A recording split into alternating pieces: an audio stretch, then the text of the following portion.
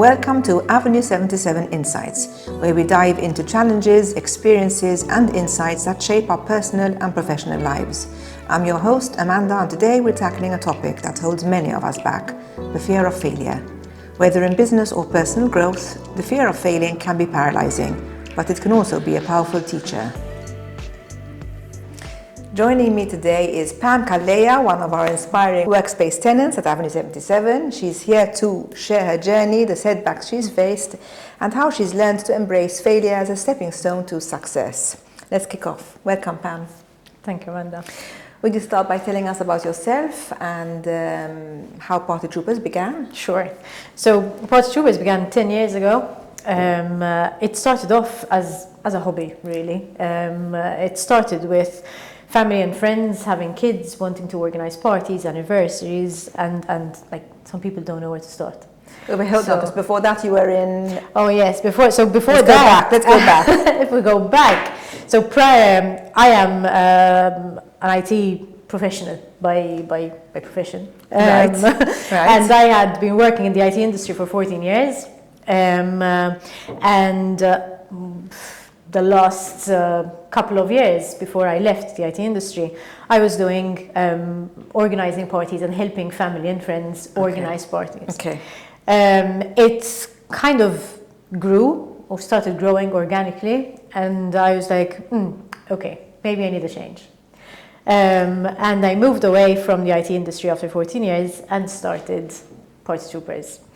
It started off first with small events, so it was more like small parties, kids' birthdays, and that kind of thing. Okay. And now, fast forward 10 years, and we're doing corporate events and weddings and, much bigger events than we used to do 10 years ago. Super. And what's your workspace setup like? So obviously when I started off at home.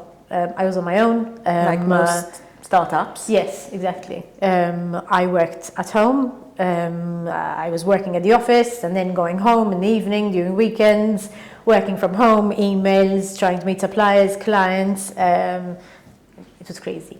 Fast forward now, again, we're here at Avenue 77. We have an office space, we share an office space at Avenue 77. We felt the need to move because now I don't just work on my own. I needed a space where I can, share ideas, where I can meet suppliers, meet clients, discuss events, and obviously working from home doesn't allow you to do that. Even though, COVID taught us that remote working is possible. But at some point you do need, a workspace, and Avenue 77 proved very convenient for that. Super. Pam, you're an event organizer. I'm sure that your job entails that you deal with unpredictable situations on a daily basis. How do you manage anxiety when an event doesn't go according to plan? It happens. Sometimes there are small details, sometimes they're a little bit bigger. What's important is that obviously, within our role, we are responsible to make sure that everything that would have been planned beforehand goes according to plan. If it doesn't, we need to make sure that, one, keeping calm, and it's something key factor. Yes. Obviously, the idea is you're the only person, hopefully, that knows that something went wrong. So act upon it and try to find a solution relatively quickly, obviously, for the event to keep on going. It has happened. We've had instances where we're missing a cake. We've had instances where we left it up to the client to book something and the client has forgotten to book it, and we find out last minute. So and it's up to you to... Yes, obviously. Then conflict resolution. Yes. But obviously keeping calm is very important and acting upon it immediately. I know you have a funny story where a nonna was left out of the wedding. Do you want to share? So basically, we had this wedding. The bride just arrived at church, and as soon as the car is about to pull up, someone says, "The nonna's not here. The nonna's not here. How is it possible? The nonna's not here." Quickly made sure that the nonna's really not there. Went to the driver. The nonna was okay, right? She was okay. She was anxious because obviously her only granddaughter was getting married, and very nervous. Absolutely, she must have been anxious. Yes, extremely. For sure. But again, how did we resolve it? Luckily, the bride was a little bit early. We went to the driver, asked him to take her around a couple of times just to keep her busy a bit. Till someone else picked up. Yes. And then we picked up the Nana. Apparently, the Nana was meant to be picked up by a taxi. Taxi never turned up, so Miskina Nana never got to church. Okay. But we did. We made it on time. Okay, so We somehow picked her up. Yes. tried to find a happy balance. Yes. So, Pam, tell us, you've encountered negative experiences, of course, like all of us. How do you turn those experiences into growth opportunities for your business? I've always done this, like since the beginning. Whenever we have an event, whether it was a small one, a big one, now with weddings, we always do a post-mortem of the event. Right.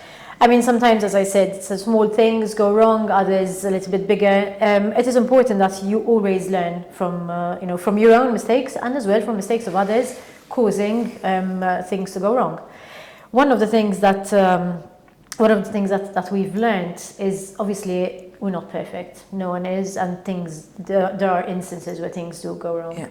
What is important is, again, the keeping calm during the event and making it a point to learn from it, so in future cases you don't encounter the same things. Yes. So like one thing with this Nana story, we now ask couples or clients that who are the key people that need to be there before an event can start. So this way, rather than Absolutely. acting as soon as the bride is there, we can act beforehand to determine the situation, where the people are. The right guests have arrived. So it's extremely important that you look back and learn from the mistakes that you've done, or from, again, not necessarily you have done them, but there are issues that you encounter throughout an event, and learn from them for future ones. Yeah, right. That's a reminder that setbacks can actually, turn into a stepping stone And it's if we approach them with the right mindset. It's important that you approach them with this mindset, because otherwise, again, the fear of failure, at some point or other, you will fail. And again, it could be a small failure, it could be a big failure, but learning from them helps you grow. If you don't learn from those mistakes, again, I mean, Rome wasn't built in a day, right? And mistakes happened, and we grow. We pick ourselves up, fluff yourself up, and grow. So true. Some say that perfectionism is at the core of failure, fear of failure, actually. What are your thoughts on this? Being a perfectionist means that you're looking for, a perfect event, a perfect scenario. Again, things don't go according to plan sometimes, as we said. That's natural. Yes, it is. It is part of the job. However, it's very important that you have an eye for detail. And being a perfectionist means that you are looking for detail constantly. Being on top of the game is very important in our role. We need to make sure that prior to the event, everything is as perfect as it can be. In our role, especially as wedding planners, we're organizing the day of couple, Essentially, is the most important day for them. So it is very important that we keep our eyes open for everything, and again, we look for perfectionism. However, as we said before, it's important that you understand, you accept the fact that things might not turn out perfectly as you thought they would be, and learning from them and growing from them as you go along. So true. Pam, another funny story with Another you. one. So last year, you were the lead organizer of the Duke of Edinburgh Award program here at Avenue 77, where the Duke of Edinburgh himself attended the event. Was this one of your most prominent events organized so far, as far as obviously exposure goes? And tell us how you mastered this from the discomfort of a wheelchair. Yes.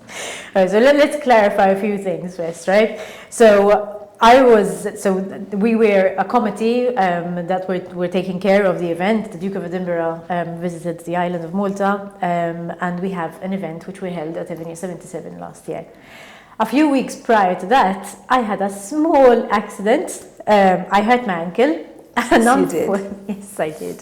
And unfortunately, I was immobile for a couple of weeks. Obviously, life goes on, and we had a number of crisis. Yes.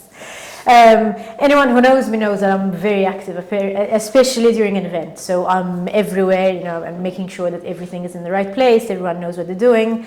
So it's very, very frustrating. Luckily, again, we were there to help you, right? We were a good team.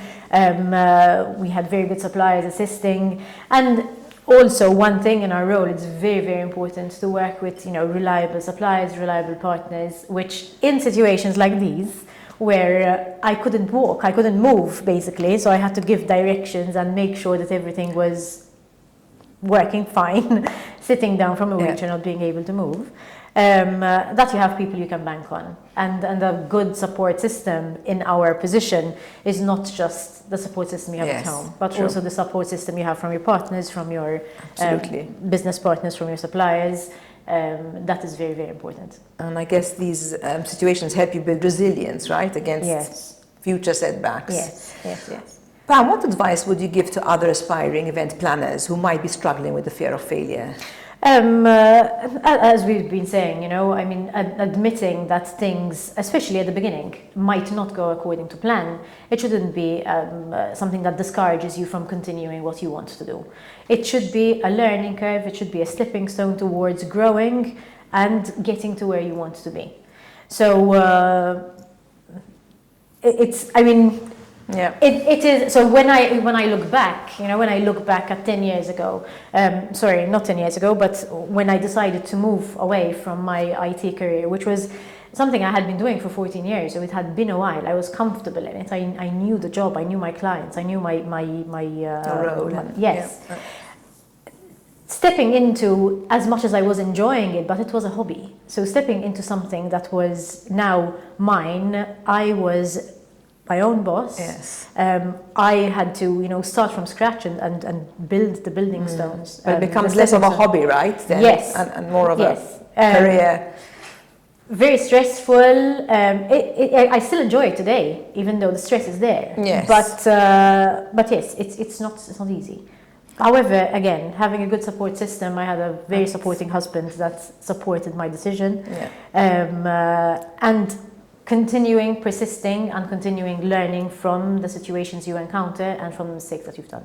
That's great advice, Pam. I would give that advice to my younger self too. Yes. Pam, it's been very insightful hearing about your journey from starting Party Troopers in 2015 to navigating challenges, embracing change, and even, organizing high-profile events. Thank you so much for being here with us. Thank you for having me. Before we wrap up, perhaps you could tell us how someone could connect with you or find out more about you. We have our website, partytroopers.eu, as well as our social media pages on Instagram and Facebook. Right. We have our party side, which is Party Troopers, that handles the smaller party side of things, as well as Troopers Weddings and Events that caters for the weddings and the corporate events.